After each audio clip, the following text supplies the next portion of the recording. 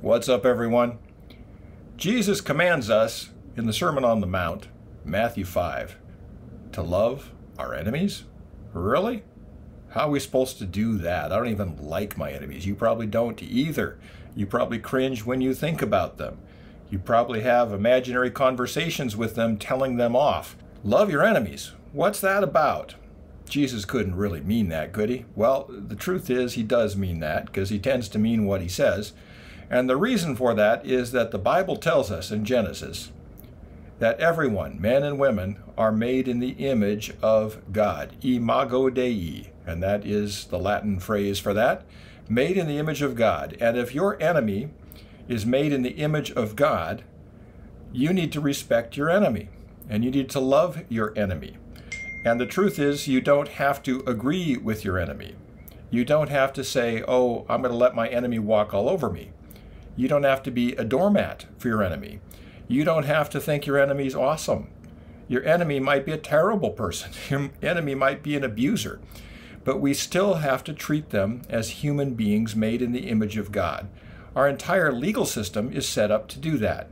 Even for criminals, we read them their rights, and we want to make sure they get a fair trial, that all of the facts really come out, that we don't just lynch people when they do things that are bad.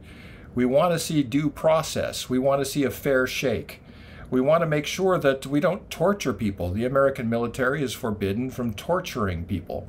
Why? Because we don't want to become like our enemies. If our enemies are doing cruel things and inhuman things, we don't want to do that. We don't want to stoop to that level.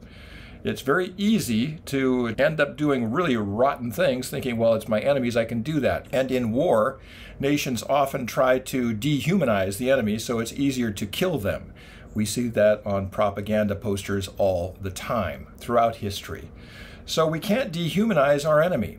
Don't have to agree with our enemy. We sometimes have to push back and use force against our enemy, but we have to do so in a noble and upright way. We have to do so in such a way that recognizes that even our enemies are made in the image of God. And if you take those people that really dislike you, your enemies, people might be out to get you for goodness sake, and picture them and then say, Lord, help me see this person as made in the image of God, perhaps things would change in this country if we all did that. Perhaps there'd be a lot less war, there'd be a lot less crime. If we taught our children to treat everyone as if they are made in the image of God, wouldn't that change things an awful lot? There'd be a lot more respect, a lot less hate. Well, that's actually pretty good news, because that's the world that Jesus wants us to live in. A world where we respect and love our enemies, even if we disagree with them. Please hear me. This doesn't mean that we have no boundaries. Please hear me. This doesn't mean we agree with them. It does mean we treat them as the human beings made in the image of God that they are. I'd really like to ask you to do something if you haven't already. Please subscribe to these free videos. Why? Because it helps us get the word out. Also, please comment on the comment section.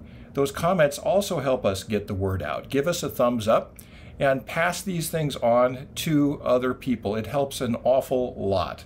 We want to get the word out. We're excited about getting God's word out to the whole world, so you can help us by doing those things. That's the good news for today, and I will talk to you again tomorrow.